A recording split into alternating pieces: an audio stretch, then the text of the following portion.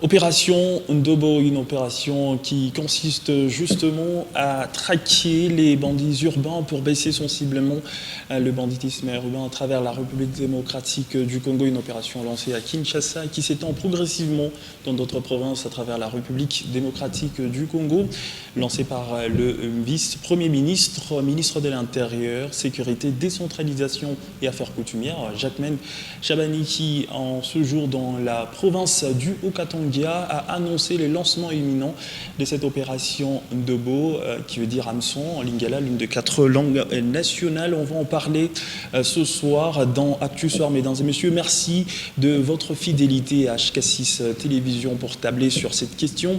Nous recevons messieurs Trésor Ngoy, qui est analyste des questions politiques cadre au sein de l'UNAFEC et qui chapeaute la jeunesse. Monsieur Trésor, bonsoir, bienvenue. Bonsoir, Mathieu Nathan.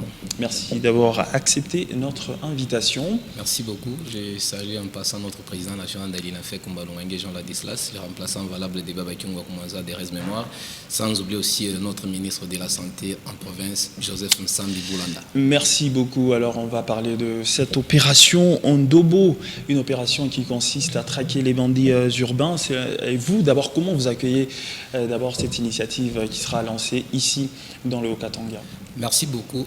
L'opération Ndobo a été lancée par notre deuxième personnalité à l'exécutif du pays, Jacquemain Chabani, par rapport à ce qui se passe aujourd'hui, parce que la criminalité dans notre pays était arrivée vraiment à un niveau très élevé. Alors la justice devait vraiment faire son travail et aujourd'hui, nous sommes vraiment derrière cette initiative par rapport aussi à la criminalité et l'opération Ndobo nous aidera vraiment à traquer tous ces inciviques. Est-ce que ça sera simple, facile à dénicher facilement ces criminels-là?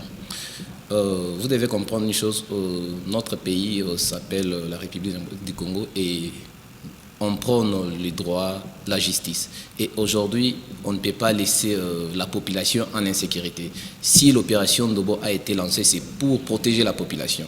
Et aujourd'hui, nous, en tant que des analystes politiques et aussi en tant que des Congolais, parce que cette opération Ndobo ne consiste pas seulement à la justice, même la population peut toutefois aider la justice pour qu'on puisse traquer tous ces gens qui sèment du terreur dans des quartiers et dans des communes.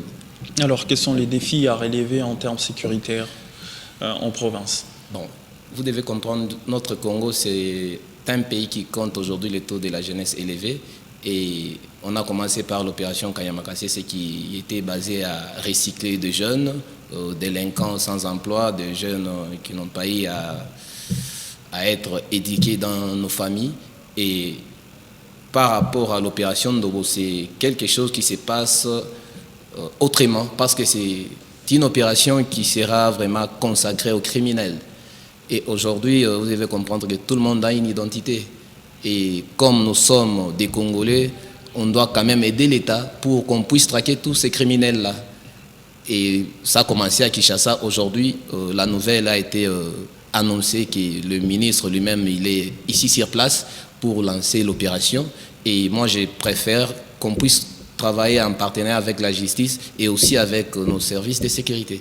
Voilà, c'est vraiment la grande question, la criminalité. Il y aura justement, comme à Kinshasa, des opérations de bouclage. La police nationale congolaise va procéder à des opérations de bouclage pour dénicher les vrais criminels. Mais est-ce que dans l'exercice de ce travail, vous, de votre œil analytique, voyez-vous que ceux qui seront vraiment traqués seront les vrais criminels? Ou comme dans les cas de l'opération Kanyamakasese, où il y avait des gens qui revendiquaient ne pas être délinquants. Bon, avec l'opération Kanyamakasese, on ciblait des chégués, des gens qui étaient à la grande route, peut-être en train de voler un petit rien. Mais avec l'opération Ndobo, c'est quelque chose qu'on doit quand même prendre avec considération. Parce qu'aujourd'hui, vous devez comprendre que dans notre pays, on a des criminels en cravate, on a des bandits en cravate. Et on risquerait peut-être de faire une erreur, de commencer à traquer la population, mais les vrais bandits restent sans toutefois être identifiés. Alors ça sera une opération que la justice devrait vraiment mettre tous ses moyens pour avoir une équipe des experts qui va traquer tous ces malfrats. Parce qu'on va lancer l'opération Ndobo, oui. On n'a pas les adresses de tous ces criminels-là. On risquerait de commencer à ramasser n'importe qui en cours de route. Je crois qu'il y a un service de renseignement bien mis sur place pour mieux identifier les Effectivement, criminels. effectivement. Parce qu'aujourd'hui, on doit quand même aider notre gouvernement. Par rapport à ce qui sera lancé, c'est quelque chose qui sera à l'intérêt général. Parce que c'est nous, la population, qui est vraiment au centre de beaucoup de choses. Et c'est à nous maintenant d'aider des services habilités qui va peut-être commencer à traquer tous ces malfrats, tous ces koulounas, tous ces bandits. Et vous devez aussi comprendre que tous les bandits, ils sont aux aguets. Ils vont aussi changer leur tactique d'opérer. C'est-à-dire, l'équipe qui sera en place, on aura besoin d'une équipe très dynamique, une équipe très professionnelle pour essayer de barrer la route à tous ces incivils qui sèment des terreurs en province. Alors une opération lancée à Kinshasa, opération Ndobo, qui était couplée, on va dire, à Kinshasa avec une opération Zéro Koulouna, là, lancée par le ministre de la Justice. Il y a deux ministères qui travaillent en connivence, le ministère de l'Intérieur, Sécurité, c'est lui de la Justice, pour continuer à traquer. Et vous, aujourd'hui, vous estimez que plusieurs criminels ne seront pas facilement repérables parce qu'il y a certains qui sont en cravate. Et pensez-vous que le service de la justice pourrait bien jouer son rôle, parce que ces gens-là seront ensuite jugés, ils seront devant les tribunaux pour répondre de leurs actions. Pensez-vous que la tâche sera beaucoup plus facile pour dénicher les vrais criminels, surtout en termes judiciaires? Bon, lui-même, le ministre de la Justice, il nous a dit, plus rien ne sera comme avant. C'est-à-dire, à Kinshasa, il y avait des opérations au même moment. Malgré cela, plutôt, il y a toujours la criminalité. Alors, avec nous, ici, dans les Hauts-Katanga, je pense que la masse de Kinshasa et notre masse, c'est des choses qui... Peut-être nous, on peut réussir là où ils n'ont pas pu réussir à Kinshasa. Mais à Kinshasa, il y a baisse de... Est-ce que pensez-vous qu'il y a baisse de criminalité après le lancement de cette opération? Jusque-là, vous devez comprendre que notre pays, c'est un pays qui compte les taux de la jeunesse élevés et tous ces jeunes-là sans emploi. Et si aujourd'hui, on ne tirait pas attention avec l'opération Ndobo, on va faire une erreur de commencer à traquer la population. Et avec les problèmes qui se passent, nous sommes agressés, et l'opération Ndobo, qui commence aussi à s'aimer des terreurs dans la population, c'est-à-dire on risquerait de faire quelque chose qui va encore changer la donne. C'est-à-dire ce qui se passe aujourd'hui, c'est quelque chose qu'on doit faire avec attention. On ne refuse pas, c'est bien, on a besoin de dormir en paix. Notre pays prend les droits, et aujourd'hui, l'opération Ndobo, il y aura un peu de failles parce que tous ces criminels-là, ils ne sont pas identifiés. On ne peut pas arrêter quelqu'un sans preuve. Mais ça sera là le rôle de la justice, parce qu'ils seront jugés. Ensuite, c'est au tribunal où on pourra fournir suffisamment de preuves. Effectivement, avec l'opération Ndobo, je pense, peut-être si on passait par bouclage, oui, c'est bien beau. Ouais. Mais on va cibler quel genre de quartier, et on n'a pas de quartier spécifié des criminels. Un criminel, il est libre, un citoyen est libre d'habiter où il veut. Alors nous, on a besoin de diminuer la criminalité, on a besoin que la population puisse se sentir à l'aise. Mais la méthode ou bien la manière à procéder, c'est ça le problème. Vous avez relevé le point relatif à l'agression. Pensez-vous que le moment n'est pas bien choisi pour lancer? Le moment est mal choisi parce que notre ennemi commun pour l'instant, c'est Kagame. Notre ennemi commun, c'est les Rwandais qui agressent nos frères de l'Est. Et aujourd'hui, à l'Est, il y a un problème.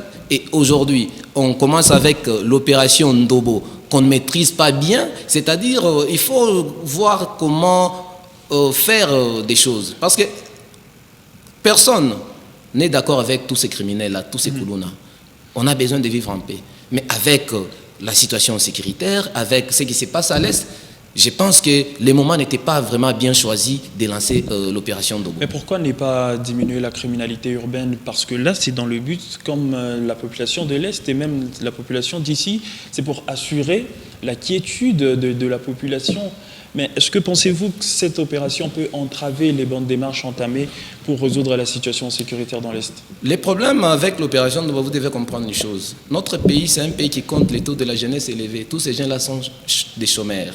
Allez-y comprendre, aujourd'hui, il y a un jeune qui termine les études, il doit aller chez les Indiens, chez les Chinois pour vendre des pampers et tout qu'on sort. C'est un problème où l'État devait commencer par prendre d'abord la jeunesse en charge. Et si aujourd'hui tout le monde a ses occupations, je peux dire que la criminalité va aussi baisser. Et aujourd'hui, on est en train de voir que si on regarde bien, le taux de la criminalité est très élevé et tous ces gens-là, ce sont des jeunes. Et si le gouvernement encadrait les jeunes aujourd'hui, quand on avait lancé l'opération Kanyamaka CC, c'était bien beau d'aller éradiquer des jeunes sans emploi. Maintenant, opération Ndobo, c'est différent avec opération Kanyamaka CC. Vous allez voir qu'on va commencer à peut-être condamner des innocents. Parce que je ne pense pas que l'opération Ndobo sera visée seulement dans des cachots, dans des communes, des quartiers. Non, on va commencer à traquer. Et un criminel, on va l'identifier par sa manière de faire les choses. Alors c'est là que la justice va intervenir. Oui, et la justice doit intervenir avec la raison, pas avec l'émotion. Parce que nous sommes des Congolais, nous sommes des Africains. Ce qui peut se passer en Europe, on ne peut pas l'amener directement ici au Congo. Et vous devez comprendre que ici, dans les Haut-Katanga, c'est la province accueillante. Il y a beaucoup de jeunes et vous devez comprendre que notre province, c'est une province qui est comme les poumons du Congo. Donc vous estimez que la tâche ne sera pas facile pour cette équipe? Oui, la tâche sera difficile. Pas notre province, c'est une province de référence. Tout le monde cherche à venir ici. Tout le monde cherche à comment travailler. Tout le monde sont des businessmen. Quelqu'un qui se réveille le matin, il part chercher pour sa famille. Et peut-être, il aille à connaître un problème de transport. En rentrant, on l'arrête. Parce que je ne pense pas qu'on va commencer à arrêter tout le monde comme ça, ou soit par une identité. Non. Bien sûr, on peut collaborer avec la population, mais par quelle manière, par quels moyens? Je ne pense pas que notre gouvernement va disposer des moyens vraiment sophistiqués pour repérer des koulounas, repérer des bandits. Non, je pense que dès lors qu'ils ont l'idée de lancer cette opération, il y a des commissions, je pense, qui sont habilitées pour repérer les vrais criminels, et ensuite, parce que je n'estime pas personnellement que on peut arrêter de manière arbitraire. C'est vrai que ça pourrait arriver, mais je pense que ces gens-là ne seront pas directement condamnés, ils passeront devant les instances judiciaires pour être jugés, et c'est là qu'ils peuvent être libérés, soit condamnés. Bon, effectivement, c'est ça notre souci. On a besoin que cette opération puisse passer en paix. On n'a pas besoin de traquer la population innocente. Okay. Parce qu'aujourd'hui, à 85% de nos jeunes, ce sont des businessmen, ce sont des jeunes qui se débrouillent. Alors qu'on ne puisse pas confondre les bidons à la calebasse.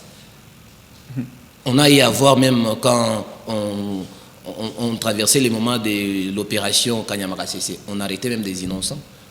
Et aujourd'hui, que dirait pour l'opération Ndobo? On a besoin du professionnalisme et on a besoin que notre gouvernement puisse nous rendre un bon service. Ce n'est pas tout le monde qui est appelé à être politicien, mais tout Congolais peut jouer le rôle d'un bon politicien, c'est-à-dire aider aussi la justice. Et la justice doit aussi aider la population. On a besoin que la paix règne dans notre province. Alors, Monsieur Trésor, nous sommes à la fin de ce numéro d'Actu Soir. Peut-être un mot à adresser avant qu'on puisse complètement clore en rapport avec cette opération Ndobo. Merci beaucoup. Je dis merci à notre ministre de l'Intérieur, Jacques Chamadi, pour l'opération Ndobo qui vient d'arriver ici chez nous. On a besoin de vivre en paix et je demanderai aussi à nos services de sécurité de prendre vraiment des mesures et surtout de faire attention pour ne pas tomber dans des pièges. Effectivement. Merci beaucoup, Monsieur Trésor. Nous rappelons que vous êtes cadre au sein de UNAFEC et vous êtes également analyste politique. Merci d'avoir répondu à notre invitation. C'est moi qui vous remercie. Mesdames et messieurs, c'est la fin de ce numéro de Actu Soir. Merci de votre attention. Restez avec nous. La grande édition du journal, c'est juste après.